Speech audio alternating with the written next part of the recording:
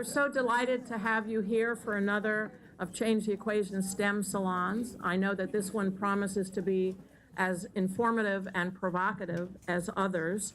We're very excited to have particularly esteemed panelists with us today who will discuss the added impact of business involvement in a systemic issue. In a sense, it's Change the Equation's middle name. The GE Foundation recently announced a landmark $18 million, let me let that sink in, $18 million investment to support state implementation of the Common Core standards. This morning, we're going to learn how the funds will be used to directly support teachers and to provide a suite of tools that can be widely disseminated across districts and states. It's an incredibly promising model expected to yield huge dividends, and we're all very indebted to GE for having the foresight and insight to do this. On a related note, our member companies are all committed to working with states and local communities to improve STEM learning. And at the back, you may have noticed that we have recently adopted a set of 9 principles around STEM learning advocacy, and among them is to promote Common Core. So let me introduce my esteemed colleagues here. Next to me is Robert Corcoran, the Vice President of Corporate Citizenship, GE President and Chairman of GE Foundation.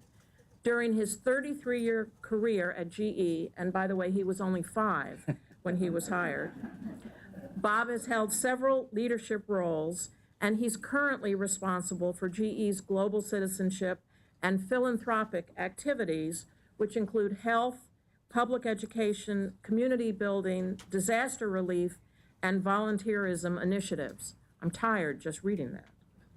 Prior to his current position, Bob was Chief Learning Officer responsible for GE's Management Development Institute. And next to him is Josh Thomas's Deputy Chief Academic Officer for Instruction, New York City, you might have heard of that, New York City Department of Education. He began his career as a founding teacher and co-leader of El Puente Academy for Peace and Justice, and he now shapes the instructional agenda as well as leads the implementation of key policies and projects for our nation's largest school system. Josh joined the Department of Education in 2004, where he led the new school development process in the Office of Portfolio Development. Most recently, he was Deputy Chief Schools Officer for Academics in the Division of School Support and Instruction, responsible for the planning and implementation of a coherent strategy for school improvement across the city. What I'm going to do is turn the microphone over to our 2 panelists, and at the conclusion, we look forward to lively Q&A. Thank you. Thanks very much for coming, and Linda, good luck speaking at the end. This is I have a teacher voice.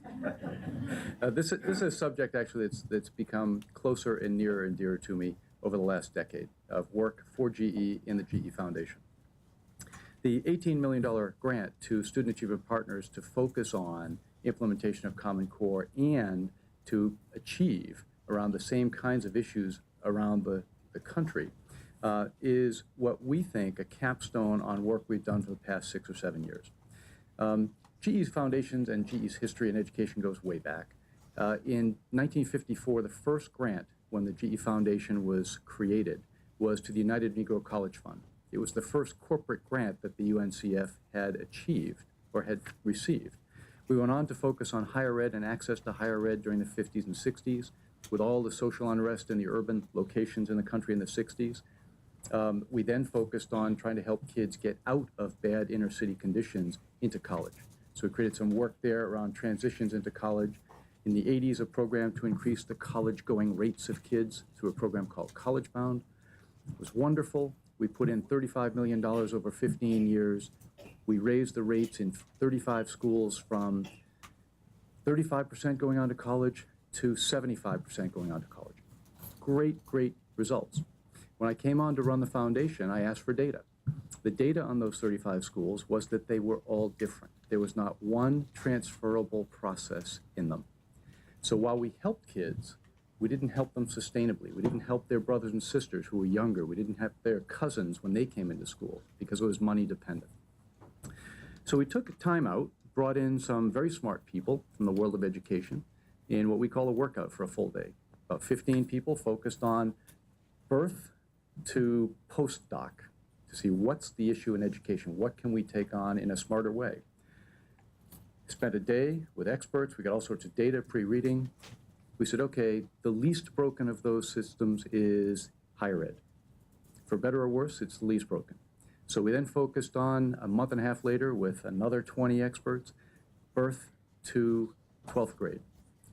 What we came away with was, while there are great opportunities to work on pre-K and to really significantly impact children's learning and their future potential, do you really want GE involved in parenting? I don't. And it is a parenting and a community issue on age 0 to 4. Fundamentally, it's not a place we can play well because what we know is structure, organization, process, measures, outcome. We like that stuff. And so when we work, we don't want to give money, we want to give of ourselves. We want to give the kinds of thinking that focus on measures, outcomes, and making a difference. So we reconvened again 6 weeks later, another 20 experts to focus on K-12. And we created a program, this is about 7 years ago, called Developing Futures in Education. We took all the funding that we had been giving, narrowed it down to focus on one school district. So instead of 35 schools all over the country, one school district. We picked Louisville, Kentucky, actually Jefferson County. It's a county-wide school system, about 100,000 kids. It has half of all of the African-American students in Kentucky are in that school district. So it has all the issues of achievement gap and performance and urban and rural as a county system. And the interesting thing for me as a non-educator was that in the 153 or so schools in Jefferson County, they had 171 math curricula. This is stupid. This is nothing short of stupid. It is a mass waste of resources.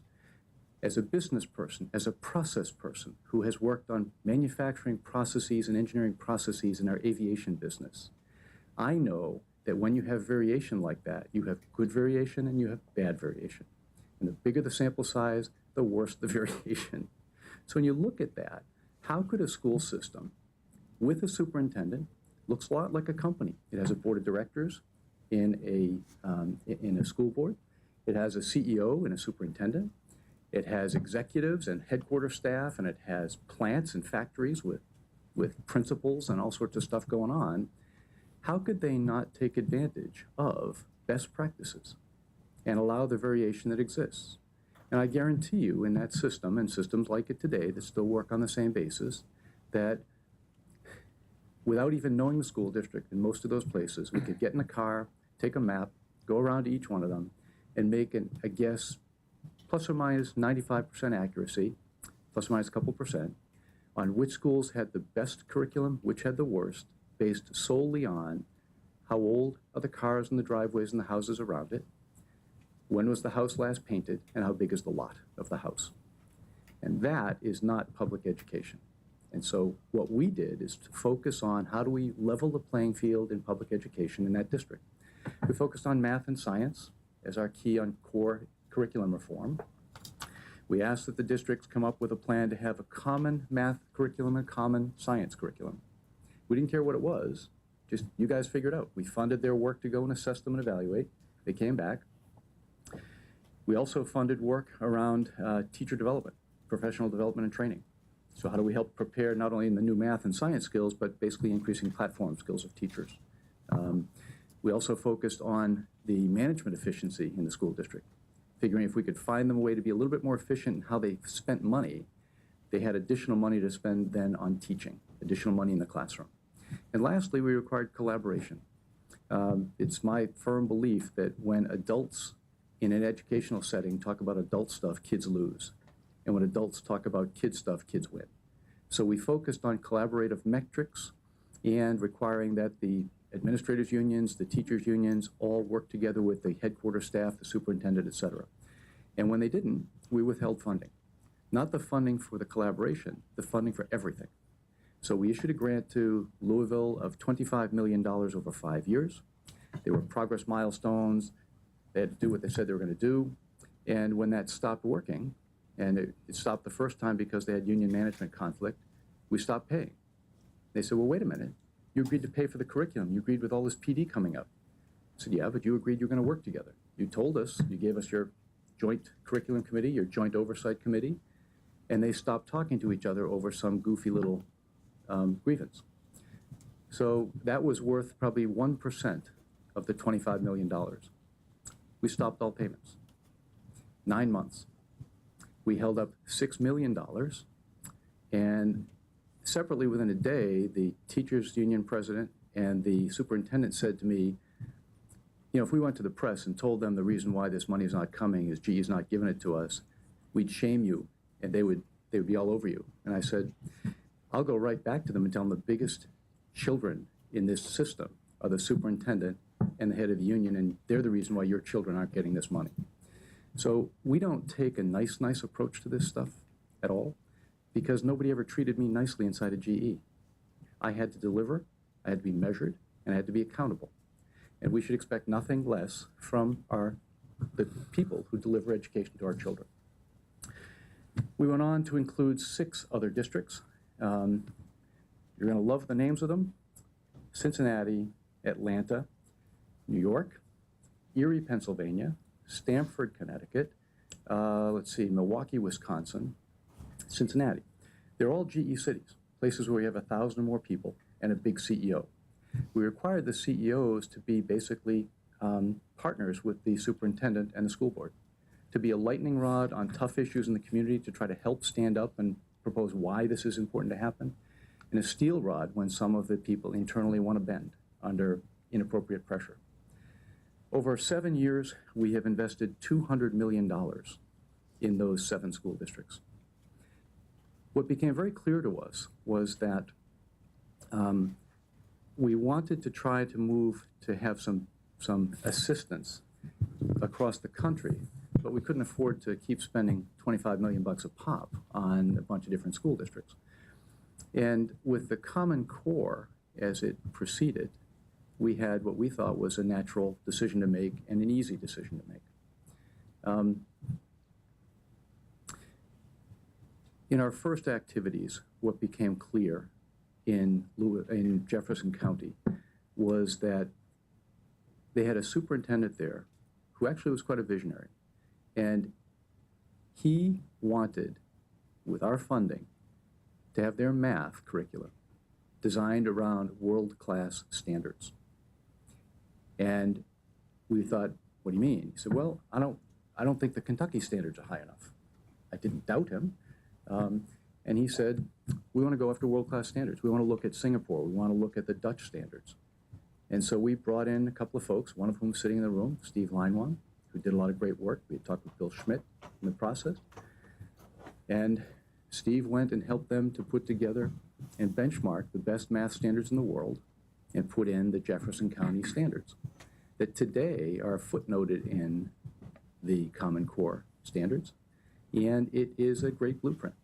So we're early on, 7 years ago, had some experience with it. Tell you one other small story. And we've moved on a bit. The standards by the states have increased anyway, but the Common Core brings it up a notch higher. I'm the proud father of 2 children. Ian is in his final year at WPI as a mechanical engineering major in Massachusetts.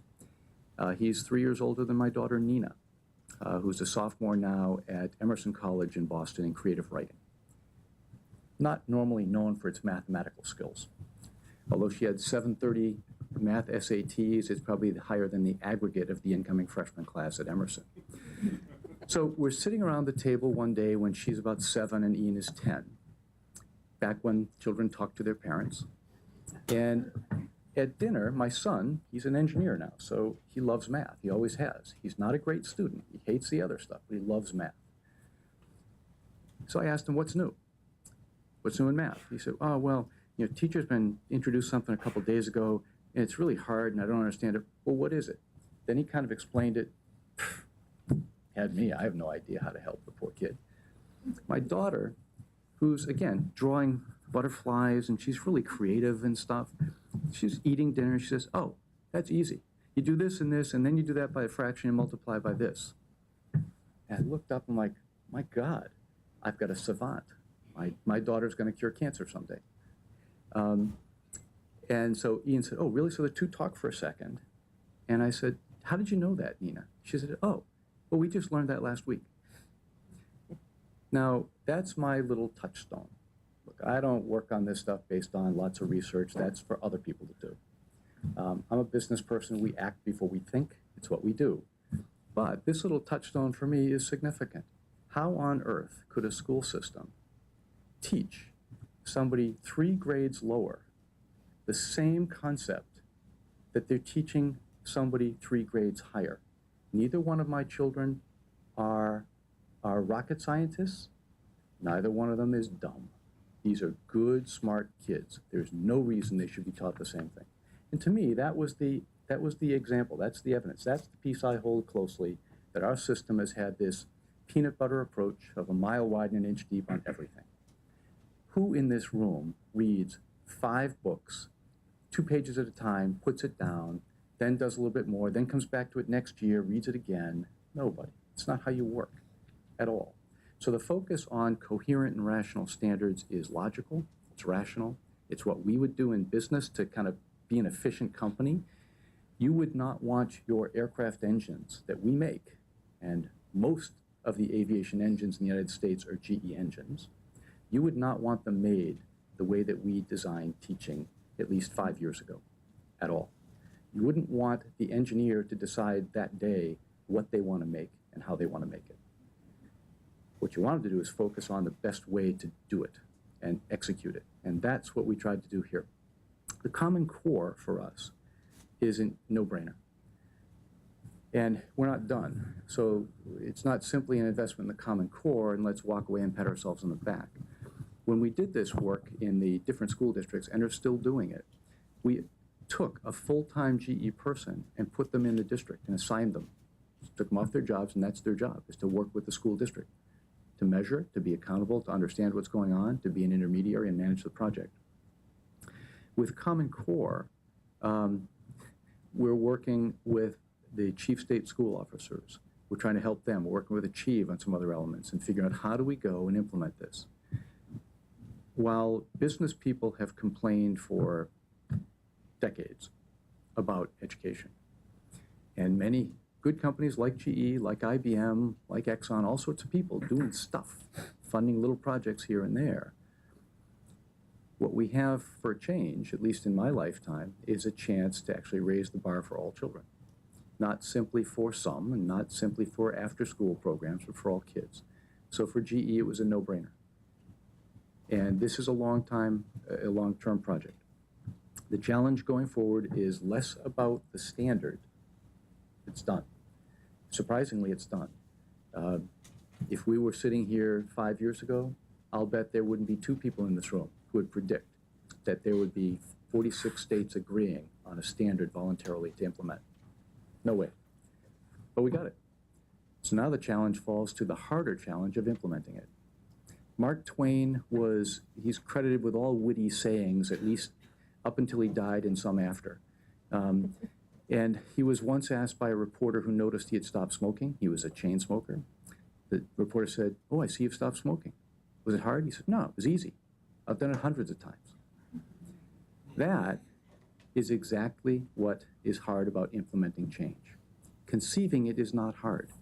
And while we think arriving at 46 states on a Common Core of math, science, soon to be, language arts, I'm not so strong in that, but science come along and other things coming along, that's actually easy by comparison. Implementing it is hard. In my company, we put in place a change acceleration process for that very reason. We found that we kept trying to solve the same problems over and over again back in the 80s and into the 90s. We put in something called CAP, change acceleration process, that focuses on tools and skills, and it's multiple books and training and master black belts and all sorts of stuff. But the one thing that one page sticks out, and it's a simple equation. It's Q times A equals E. The quality of the idea or the quality of the design times its acceptance, its adoption, i.e. its implementation, equals its effectiveness. And so a great idea, a 10 on a scale of standards, poorly implemented on a scale of 1 to 10 as a 1, is still just 10 out of 100. A decent idea of 5 or 6 or 7, but implemented faithfully and strongly at a 7 or 8, gets you 50 or 60. So we focus in my company on implementation of projects and ideas. What we have to do now as a nation, what we have to do as educators, as business people, as advisors, as policy people, is figure out how do we assist, how do we help to implement this well. The teacher training, the teacher preparedness, the coaching for them, the coaching and the guidance on the measures and metrics for the administrators in the system, the engagement of business community to get off their butts and help with community members around the importance of this, to go off and help parents to understand how's this going to work and how do we make this transition.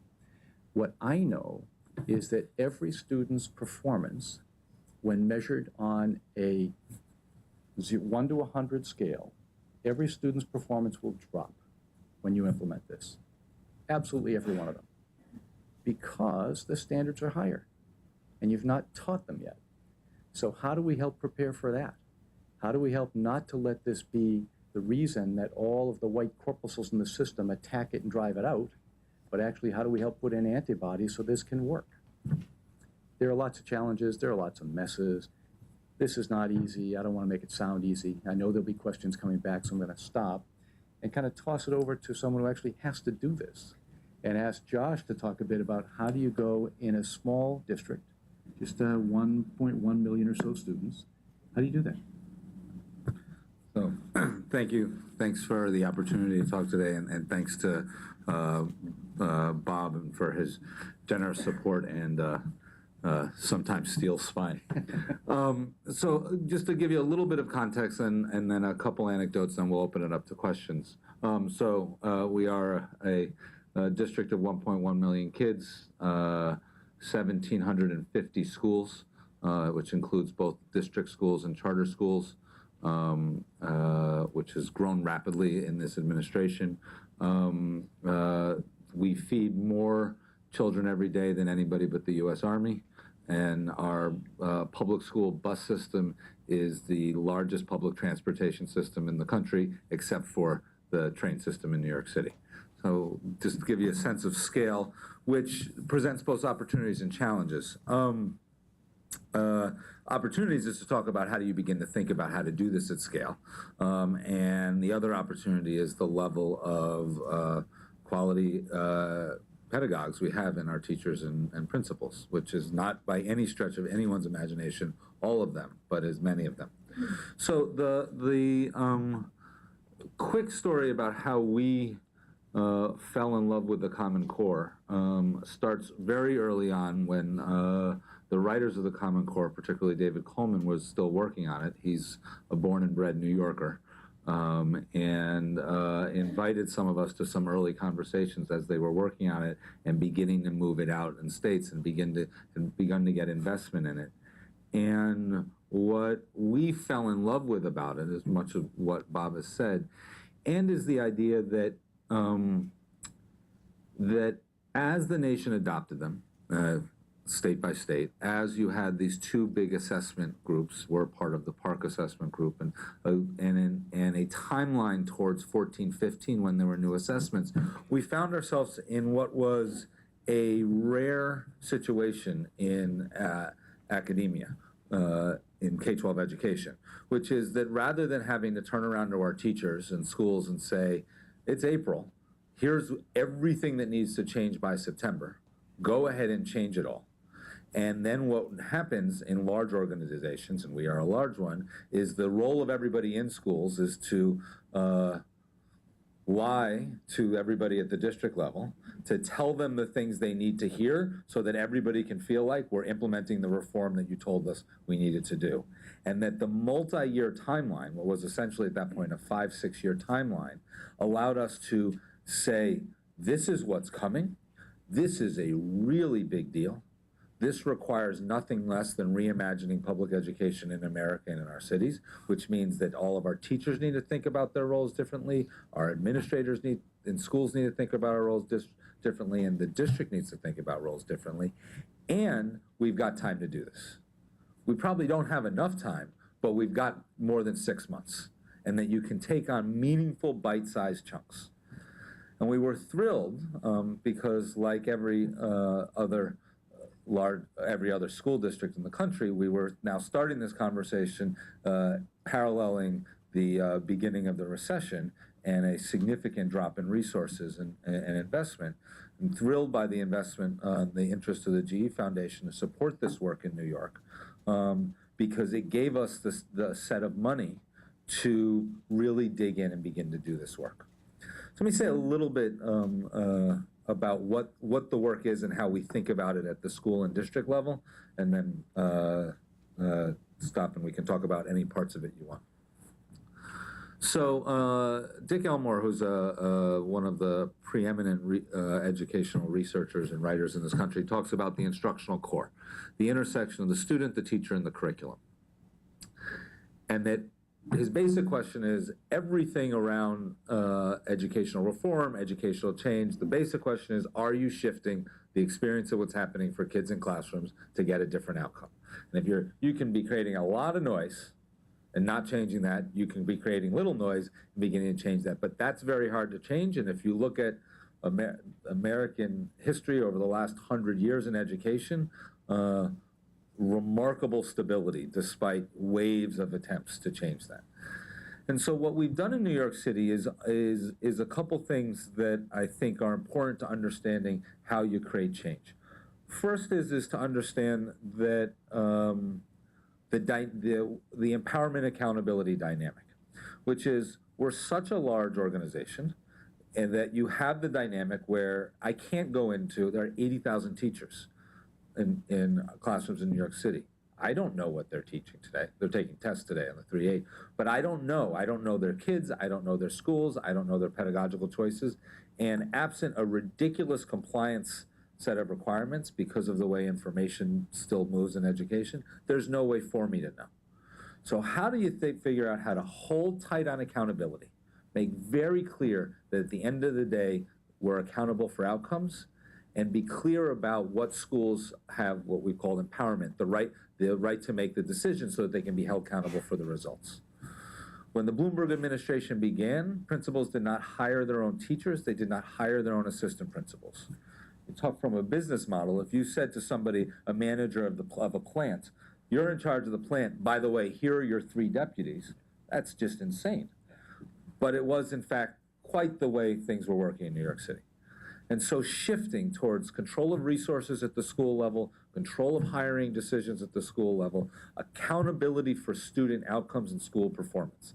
We have a robust progress report, which is the quantitative measures that both does peer indexing, which is controlling for student incoming data, so you're comparing schools to similar schools, looking at value-added measures, looking at for improvement year over year, and within those same measures, comparing to the citywide average. Because at the end of the day, when everybody's 25 years old, nobody cares where you came from. They care whether you can read and write and do math and work well in groups and talk to people and the like. We have a qualitative measure called a quality review, which is the more we've done it, the more it's become clear that it's quite predictive. It's a leading indicator of the quantitative outcomes, where we hold tight on accountability. So we can say to schools, you are fully accountable for the outcomes, and you've got the room to make the decisions. And then we went, and with the support of the GE Foundation, and said, so you're accountable for the decisions at your school level, and the Common Core standards are out. And we don't know a lot about them. We have the standards themselves. We don't yet have information on the assessments. But what we know is that it's a sea change. And let's start talking about what that change is going to look like. And we invested with the money in a couple key different pieces, which sort of form the basis of the strategy of going to scale. The first is that we invested in a set of lab sites, where we took a group of schools that were not were your typical schools in New York. They weren't just the highest performers that were already doing a lot of good things, and they weren't the schools that were in the midst of imploding with very dysfunctional relationships, but they were sort of your median schools in the city, some a little above, some a little below. And we began to work with those schools to understand what would it look like to change classroom by classroom teacher practice. What is the kind of work that needs to happen? What's the support that needs to happen? How do you move from one teacher across the school? Because there are interesting resistors in education where one teacher can become amazingly good and next door, nothing changes. And even if those two teachers end up talking to each other, and that's the third grade team, they never talk to the fourth grade team. And so figuring out how to learn how to change the practice and how to disseminate that change within a school was a major part of the investment. Because, and I'll just take a minute to just say that the shifts that are required in the Common Core are tremendous. They are tremendous. On the literacy side, a focus on informational text that is essentially absent from our public education system. We spend our time trying to convince kids to read by reading things that are about them. And in our informational text classes, which could also be translated into science and social studies, I was a social studies teacher by training, we spend our time voicing over text to try and get kids to remember content. And we do that for like a dozen years. And then we're shocked when they get to college and they can't read informational text. Figuring out how to get text at the center of the curriculum, to get students talking regularly about text with each other and then writing about it, and building academic vocabulary, not understanding academic vocabulary as words like neoclassical economics, but academic vocabulary is words like theory, evidence, regardless, subsequently. Words that you find in expository writing, even if it's about frogs in second grade, that you begin to build language there. That is a dramatic shift on the literacy side across all subject areas. And an equally dramatic one exists on math, where decades of drilling and killing to try and get procedural fluency in mathematics, despite multiple attempts from NCTM and others to push otherwise, we're surprised that students have no idea how to apply math to real worlds, and we, with the exception of Bob's son, don't produce engineers and scientists. That requires every teacher in this country relearning their job. Right? I mean, just think at an elementary school level. What percentage of elementary school teachers got into elementary school because they love mathematics? I don't know, 2%, 1%? Now they've got to not only have to teach it, but they actually have to understand it enough to understand why you would ever multiply rather than add, so that they can help students understand why multiplication exists and what it's for, let alone the multiplication of fractions. So, what were our strategies? The first were the lab sites. The second was to build, we have our schools are broken up into networks where they've chosen the other schools that they're going to learn from.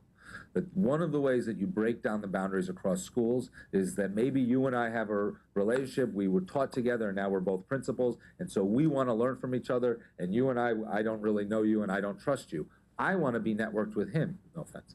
We want the two of us in a network together because we want to be with a group of schools where we're going to air our dirty laundry, where we're actually going to show the work that's happening in our schools, because you can't get learning across schools and you can't get near the Common Core unless we're comparing work across schools, because we don't have real examples of this in the vast majority of our schools in the city or the country. So we invested in strengthening the pedagogical practice at the network team to begin that work of sharing. We then became clear that there just aren't examples, that New York is on the front end of this. There are some vendors and publishers that are alongside us. There are some PD providers that are alongside us. There is nobody ahead of us. And that there aren't enough good examples out there at this moment that show us anything that approximates the kinds of shifts we're talking about in curriculum planning, in pedagogy, and in assessment. And so we needed to start building them and publishing them. And so we have created, you can Google it, it's called the Common Core Library. It's online, it's open source material. Evidently, Secretary Duncan told our chancellor a couple weeks ago it's one of the best open source examples of Common Core work that he's seen in the country. So there's your little advertisement for it, funded by GE. There's the second part of the advertisement for it. Buy more washing machines. Let's go. That's not on the Common Core library. Advertisement free space. But that we needed to produce a place where people could pull resources that they could use to help them understand what the shifts would look like, and needed to have a place that generated more and more. And it's interesting, you go talk to our principals, they will tell you they are massively dissatisfied with the Common Core library.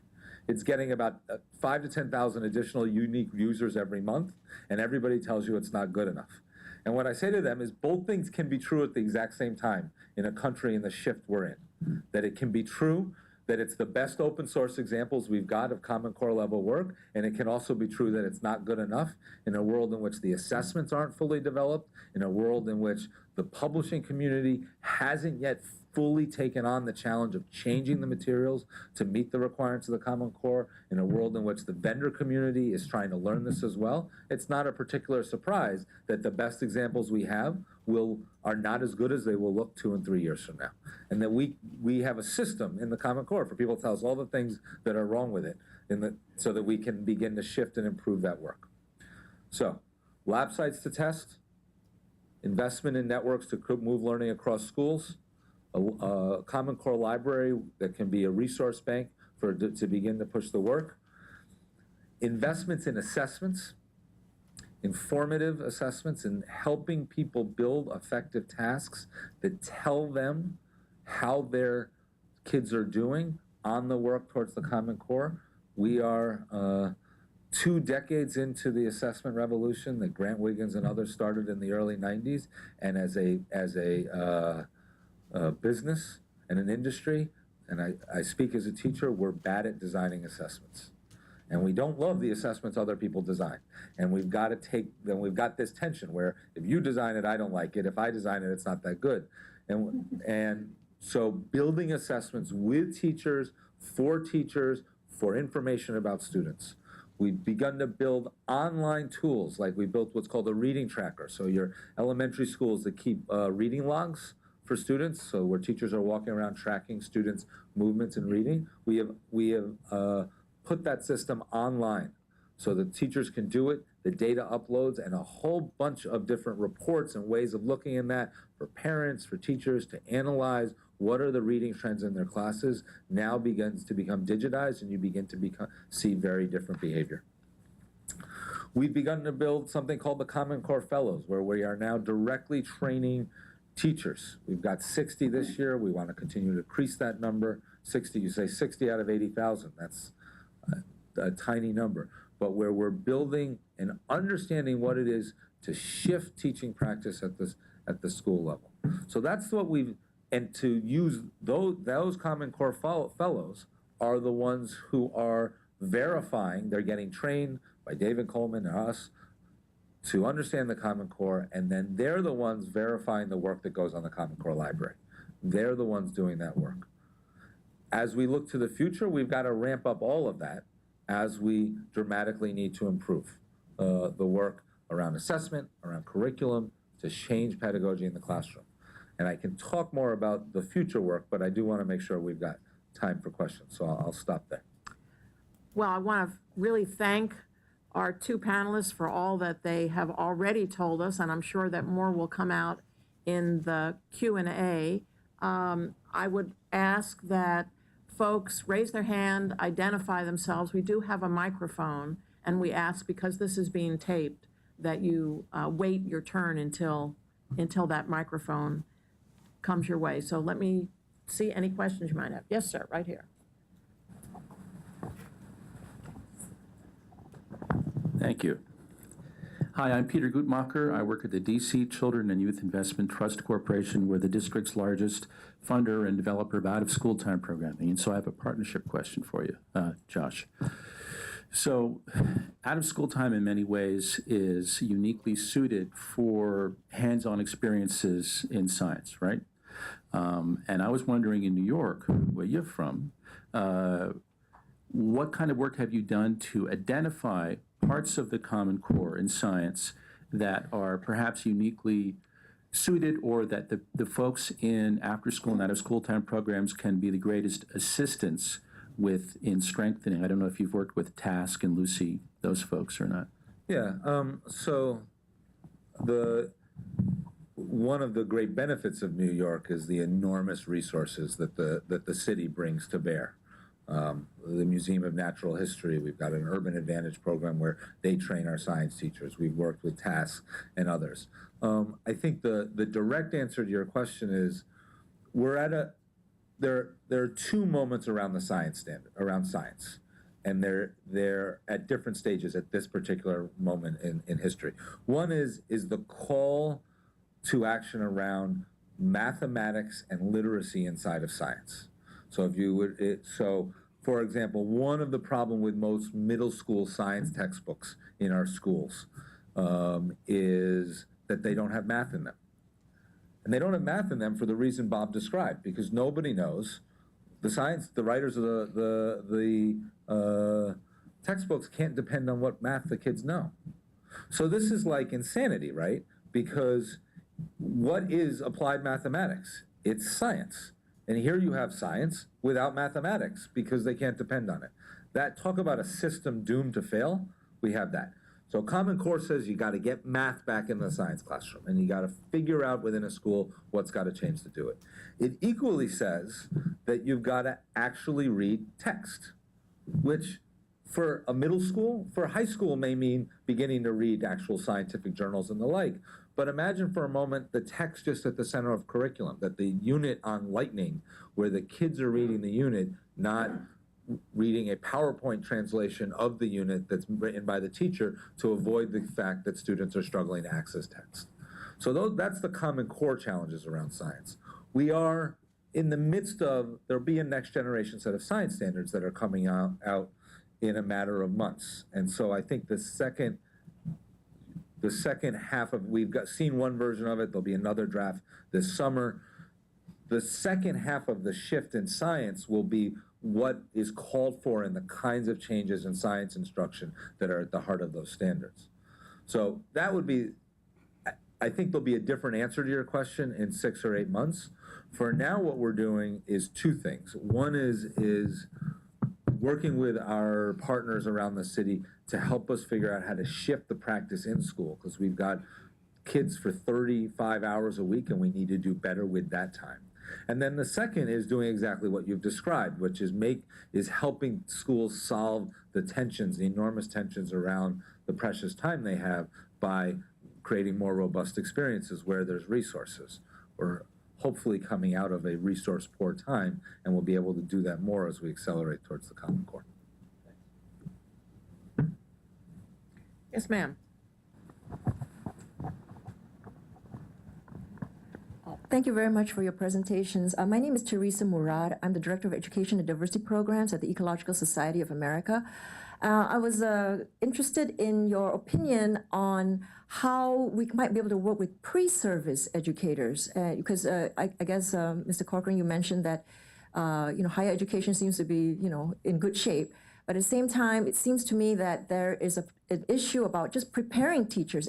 And coming from a scientific organization, I feel that there's often not a conversation among the sciences, the content, areas, and the pedagogical preparation of teachers. So I wonder if you might address that. What I actually said was that higher ed was the least broken. I do have a good liberal arts education, and I meant that, that it's the least broken. It's not in great shape. So when you look at pre-service, when you look at the process of preparing teachers, we don't do a good job. And that's what comes out of clearly when you look at the work that Bill Schmidt's done on evaluating the best in the world at preparing math teachers and therefore science teachers, others. Markedly different. They actually focus on content. They focus on so they take their best and they really prep them. So I think some of the things that we will be able to get to as a result of Common Core is you no longer have to prepare generic capacity to teach.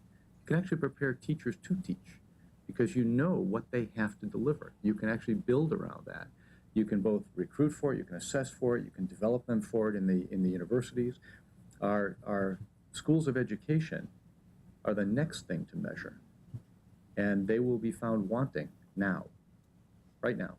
So what are they doing to go and change and to prepare the next generation of teachers who will come out and have to teach this material? And I'm not sure what they're doing. So as policy people, as others who work in this field, and again, we don't focus on higher ed, we're just one small, humble company trying to do something. But in the greater scheme of the ecosystem of preparing teachers to educate children who become later teachers who go on to educate others, how does that part of the system change? I think there's a great conversation to take place there, not only to improve the quality of incoming students going in to teach, but how they're prepared. If I could offer just a couple additional thoughts. One is that anecdotally, the way our student teachers right now are learning about the Common Core is in our schools, and they're going back to their professors and saying, how come you're not talking to me about this? We actually know how to train human beings to do good jobs. We don't apply those, ironically, fully in higher in teacher training programs. But we know that, like, if we train doctors the way we train teachers in this country, we would all, like, refuse to go to hospitals, because if we gave them theoretical training in some portion of their discipline and then said, once you go on the job, you'll try and figure out what it is to, like, diagnose, we would, you know, as problematic as our healthcare system is, you could multiply it by several times. We know how to create good school-based preparatory programs that make the practicum at the center of the experience and then move students through that work. We don't do it over and over again because the accountability is all messed up.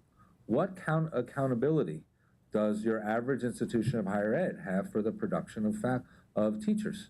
They have none. We have almost no visibility into where those teachers go teach.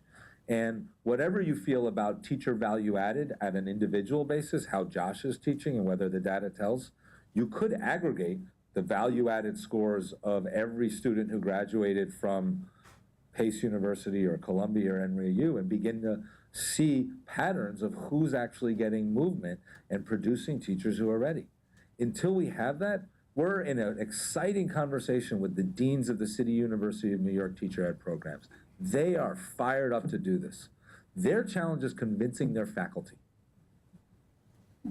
And literally, like, as entrenched as K-12 education is, like, I have a better shot of convincing the teachers in New York City than they do of convincing their faculty, because all their tenure faculty needed to do is say no.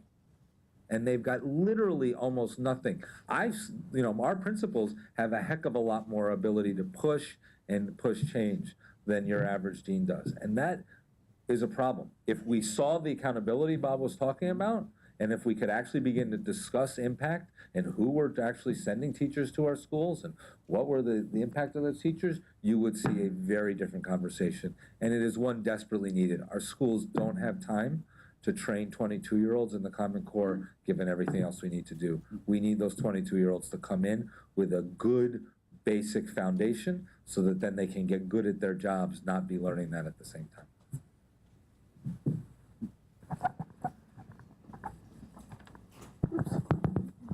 So I'm Jerome Dances, and I'm a retired mathematics professor.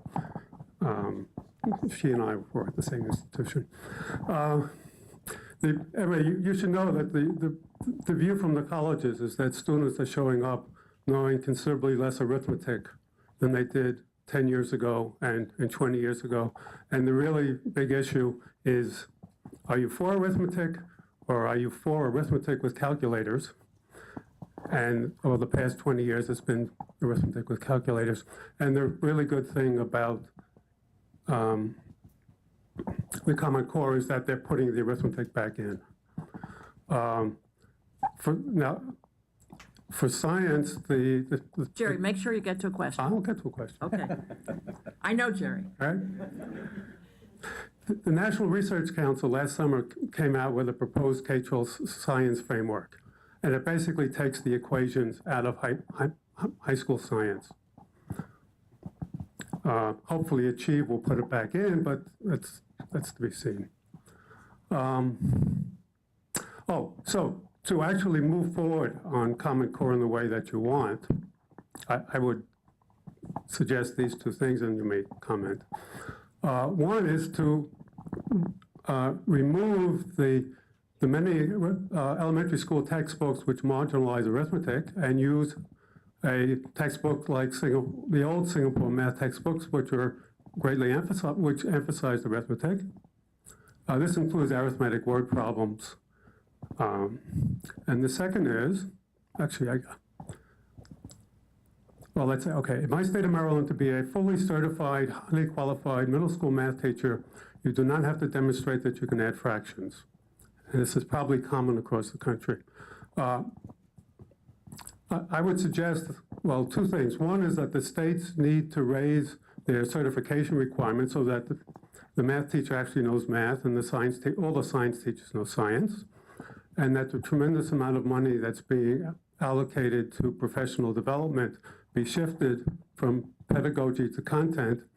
After the teachers know the content, then I mean, pedagogy is important too, and they should do both, but the shift is needed. Completely agree. The world of textbooks for children is experiencing a shakeup worse than the field of teaching by teachers. If I were a textbook company, I would look to expand my portfolio of stuff that I sell for printed material, because the textbook as we know it should become open source material online, and no state and no school should pay another dollar for a textbook after 5 years, period. Absolute period. The reason that textbook manufacturers make so much money is they give little customizations for your district. And if Maryland wants to teach fractions in the first grade so that the smart kids can go home and tell mommy and daddy they do fractions, fine, we'll put it in there. And if Cleveland wants to teach the concept of whole numbers in the 8th grade, fine, we'll put it in there too. So you get a mishmash of books, and that's done. And I could never figure out why, as a student in school a gazillion years ago, I started the first day of class on page 87.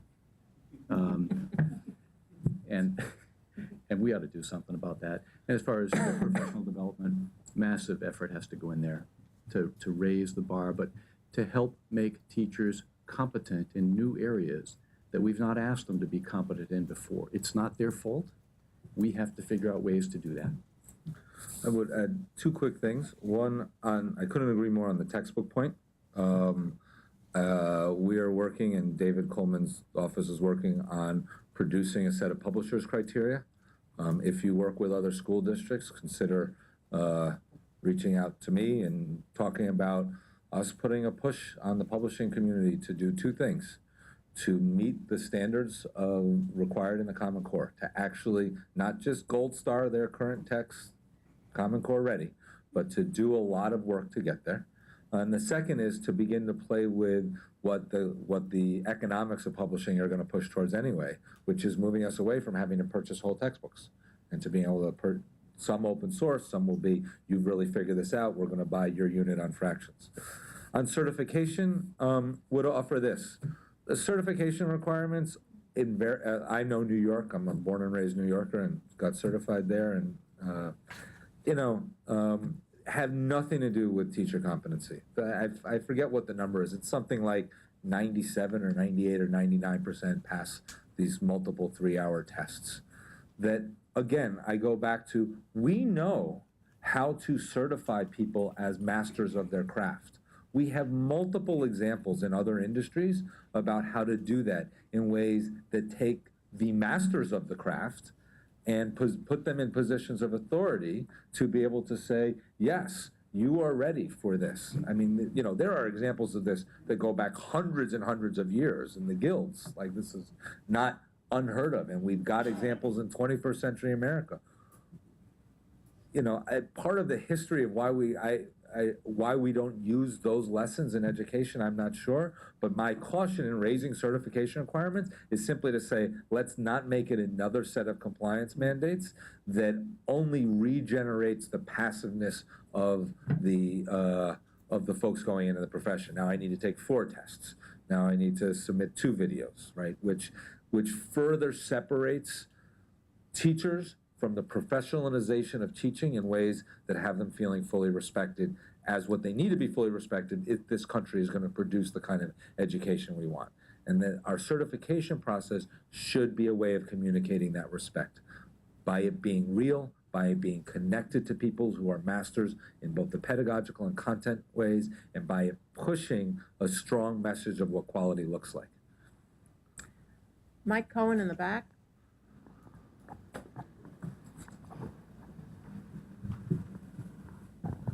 Thank you, Linda. First, I want to thank both Bob and Josh for a really informative presentation. I learned something every time I listen to you.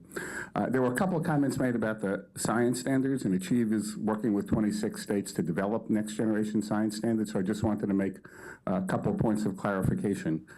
For those who are worried that there's no math in the NRC framework, that's because they were focusing on getting right the big ideas and core concepts in science. Achieve is working with 24 states to make sure that as the standards are developed, they are tightly integrated with the Common Core math and literacy standards. And we're doing that in a couple of ways. First, because the states are pressing for that. And secondly, because we are working very closely with the folks who wrote the Common Core math and literacy standards to make sure that we get that connection made well. The next draft of the Common Core, the next generation standards will be out for comment in about a month. And then we expect to have the final version out probably the beginning of next year. So that's moving on a pretty tight timeline. I also want to add that Achieve is working very closely with student achievement partners on some of the other issues that have been mentioned here, particularly in terms of developing tools and rubrics to enable educators to evaluate the quality and alignment of instructional materials. And one of the things we hope to do is to be able to identify additional high-quality materials, working with about 20 states that have signed up with us to both help improve the quality of what they're developing, but also identify the best things so we can curate a larger library for New York and other places. Thank you. You looking for more money, Mike? Is that what you're asking for? No, we're telling you how we're spending the money you already gave us. Good, thanks. Gentleman right here.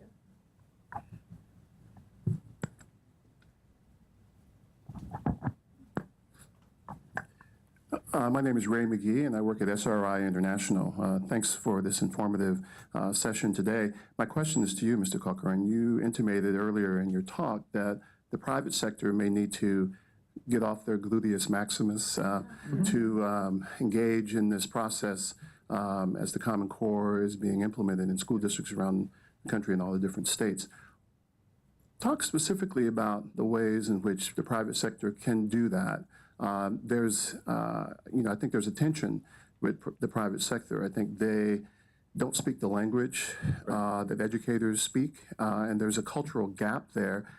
They have resources, but they're obviously motivated by managerial efficiency, the bottom line, which more and more school districts are starting to pay attention to. But how can this divide between the private sector and schools be bridged, and how can they productively engage? Thanks. Let me use a little bit of math on this. That they are equidistant. Neither is right, neither is wrong. They are equidistant. So the challenge is not how do you get business to understand the language of educators. How do we all find a way to talk about common language and common goals? That's the challenge. And what you should do, what every school district should do, what every educator should do, what every state should do is demand that business show up and support the process of getting to implementation of Common Core. Don't ask for money. If you ask for money, they're going to walk away. Don't ask for money at all. Focus on the improvement of the educational competency and ultimate competency of our workforce longer term. Without this, we're screwed. I mean, we are. We have one chance. This is it. And if we blow this, you won't see another effective potential effort for reform for 30 years. We don't have that time at all. So for business community, again, demand that they come out with words. Their words are more important than their money. Every reasonable company does something in education. They do it for good reasons. They do higher ed, they do scholarships, they do grants, they do FIRST robotics, they do 1,000 women or 10,000 women, whatever Goldman Sachs is doing, but they do all sorts of stuff, okay? They're not blind to the issue. I can assure you from firsthand knowledge, they can't work together to do it either. So when you look at the Business Roundtable, each of those companies, the top 200 companies or so, they all have education initiatives. When they try to talk about a common one, it's like the Baltic states. They just disintegrate. They can't do it either. So we have to find a way so that business can still do the kinds of things they want to do on initiatives to support specific priorities they have on education, whether it's more engineers, more accountants, more whatever. That's fine. So don't make them or ask them to change that. Ask them to help with support. Ask them to publicly come out and talk in communities why this is important. So not for GE to go intergalactically to do this, but I can assure you the work that we're doing is to go to Cincinnati, where we've got a big aviation business, talk to business leaders there. That's what I've done, and get them engaged to go out collaboratively in the city, talk to the newspaper, talk to the mayor, talk to Congress people, talk to folks in the towns surrounding that. This is our kids, these are our communities. What can we do to support the implementation? The time is past to talk about what should it be. We have a standard. We will never get a better one. If we take more time, we'll get a worse one. So how do we make it work? I would just add two quick things. One is that career and technical education in the 21st century is about the Common Core. That there are essentially no jobs that we would want our children to have that don't involve the kind of literacy and math skills required in the Common Core. In New York City, we've been ramping up our career and technical education portfolio. We've opened 18 additional CTE schools in the last half dozen or so years. The mayor committed to opening 20 more before the end of term.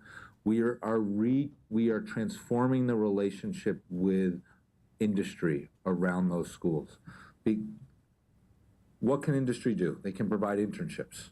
What can industry do? They can come to schools and bring people who are doing real jobs and make sure they're in conversation. We have a couple game-breaking ones. One with Fred Wilson, who's in venture capital around what we're calling Silicon Alley, and one with IBM. In which case, an industry has come to partner to build a school to help produce folks for that industry. In IBM's case, it's called CTEq, and they've said graduates who graduate 9 to 14 with an associate's will graduate first in line for jobs at IBM. And Fred Wilson is partnering tightly because he wants more programmers for Silicon Alley in New York City. Taking that equidistance, bringing it together around the interest of industry, the need in America for people to do these kinds of jobs, and the needs in education to have kids have access to and experiences of people doing these kinds of jobs. There's a synergy, and this is to steal a term, a moral moment to go ahead and do it for our country. One of the things that David Coleman said to some of our executives, we brought him in to talk to some folks, and it was very funny.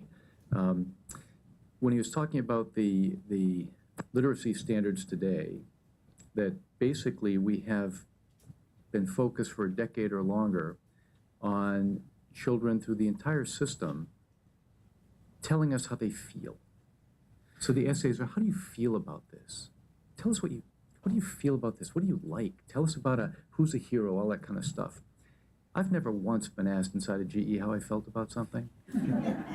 Not once. I've been asked for data. I've been asked for analysis. I've been asked to take a complex story, a complex issue, break it down, understand it, get to the root of the problem, and then convey clearly what's the solution, how do we deal with this? So if you want business to engage around this, explain that to them. Because they're tired of seeing people show up at 22 years old, coming out of university, or at 20 on an internship, who actually can't do that. I would just add that the companies that have joined Change the Equation have joined precisely with the goal of learning how to be more impactful and more effective with districts and with schools. So here we have a poster child, a member GE, and what we hope to be able to do is to use this incredible conversation that you all have been part of. I'm not ending it, I'm just acknowledging at this moment it's been wonderful so far, and frankly inspire other companies, because the companies are by and large very, very well intentioned. And they have joined Change the Equation, partly saying we are investing a lot of time, we are investing a lot of capital, and we know that we're not as effective as we ought to be. It's not a small issue, though, not a small question at all. And I guess I would also point out that the project that Change the Equation works on, called our Vital Signs, we come out with state-by-state reports on the state of STEM learning, pre-K-12. The next version is due out in August 2012. But when our first set came out, the letter that was sent to every governor and every state superintendent said, you must set high expectations, you will see achievement fall, it's inevitable, but we've got your back. And we are the corporate community. We are the people who are going to be the employers of the product of the education system. So I just wanted to slide that message in. I think we probably have time for maybe 2 more questions. Right here. Sure. Hi, I'm Elizabeth Lipscomb with Discovery Education, and I first want to just really praise GE. I think you guys are really forward thinkers and visionaries in terms of taking a really comprehensive approach to your corporate social responsibility. In terms of the technology and talking about digital textbooks and that being really valuable, Josh, this is kind of first for you and then second for you, Bob, but in terms of being one of these districts, what are the challenges in terms of the technology infrastructure? And then, Bob, how is GE handling these helping these districts to conquer those challenges? The challenges to the infrastructure are enormous. The president has been talking about them. It's a national crisis. It comes to very simple amounts of how much electrical wiring is in the wall and what load can it carry in terms of air conditioning and in terms of bandwidth for broadband and other access. And it is in almost every building in the city and in the country.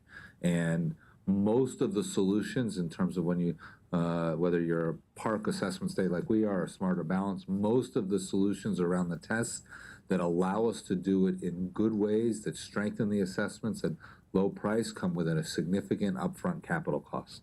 We've shifted in New York we have not asked GE for this funding, though you would be welcome. It's a lot.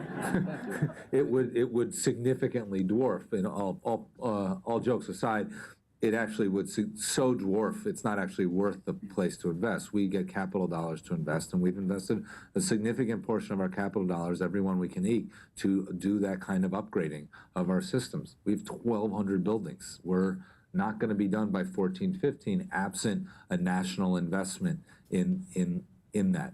I would venture to say that if we're as serious about public education as we're talking in this room, we do need that investment. Because there is no other way that we're going to see the tests be of quality enough to generate the change in behavior in classrooms enough to get the change we want in outcomes and performance without that kind of investment. In the meantime, we're cobbling it together everywhere we can, school building by school building, and piloting. We've got an iZone in New York City that's piloting this work and piloting ways of figuring out how to use blended learning and other online tools. But it is cobbled together school building by school building at this point. And we've not funded any of it. The quickest way to dilute your efforts is to try to do everything. And we've picked a handful of things we're trying to focus on. We've tried to support that in a big way. We've tried to hold people accountable, put measures in, metrics, things that they want to achieve, just holding them accountable to do that and resourcing it. But on the kind of the IT part of it, the technology to do that kind of supporting process and change process is not really in our scope. I think there are other companies out there who'd love to do it or who ought to be made to love to do it. And I think there are other leaders in the public sector who are smart enough to figure out that that is longer term, potentially a less expensive alternative for them. And you don't have to teach kids how to use that stuff. You'd have to help them help you install it. Yes, sir.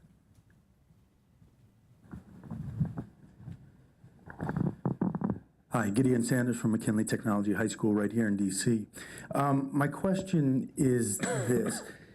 I've been saying for the last year that really the urban student is the largest untapped resource we have, and that we don't focus enough attention on them. And that's why I'm very glad to see GE getting involved in Cincinnati, Atlanta, Milwaukee, some of the larger urban districts to help in that sense. And I also agree with what you're saying. As in my role as Director of Partnerships and Internships for McKinley, as I seek the assistance of the major corporations, but not in absence of giving back what we can. It's a partnership. It's a give and it's a take. My question would be, here in DC, we run into the problem of most of the representatives for companies such as GE, Microsoft, et cetera, have their policy wonk and lobbyists located here, which doesn't really lend itself to allowing our biotech student and our mass media students and our IT students the opportunity to actually be involved. How would you go ahead and address that for our students? Good luck. We chose, look, I'm a GE executive and I am also the head of the GE Foundation. So the GE Foundation has no employees. There are a dozen or so folks working for me who do work at the foundation, but they actually apply their time against it. And when they're working on non-foundation stuff, they don't.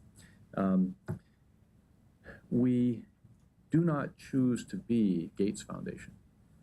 We do not choose to be without muscle, without strength, without technology, without other stuff. Gates Foundation has a lot of money, and then they hire academics to go and ride herd on other academics. We don't have an academic in the foundation doing this. It's why we're sometimes a little more terse. Mike can tell you that. Steve can tell you that, and why we apply different logic. But we look to try to apply in places we know. So we've chosen 7 cities where we have big GE presence, so that it's not just money we give. We give sweat, we give brain power, we give technology, we give whatever we can do to help. In Washington, where everybody's got a policy wonk and nobody has much beyond that, I'm not sure how to help you. We don't. What we're trying to do is now, by going to Achieve and working with student achievement partners and working with others, is try to figure out how do we take these learnings and help states to implement things in a broader way. We can't help in every state, and I honestly don't know what to tell you. It's typically, if you can hook somebody on what's important to them and where they live and where their children go, then you can engage them, and you have a tough issue. You really do. I wish I had a better, something better for you. Change the Equation, on behalf of the board, did quite a bit of exploration about models of high school internships.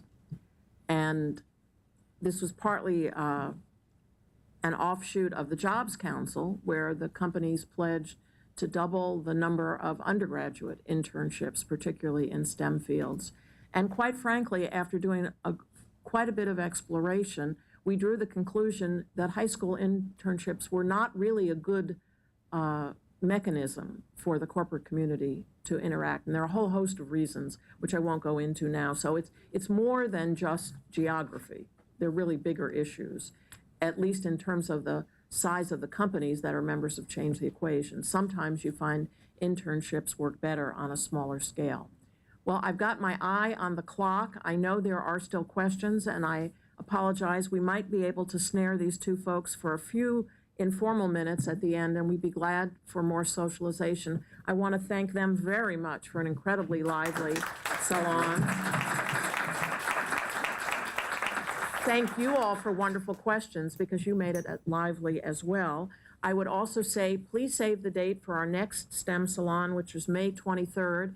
Without realizing it, we actually had a preview, because we're going to be talking about IBM's investment in a certain high school in New York. So we will be looking at what companies are doing, investing in particular schools. Thank you so very much. Appreciate it.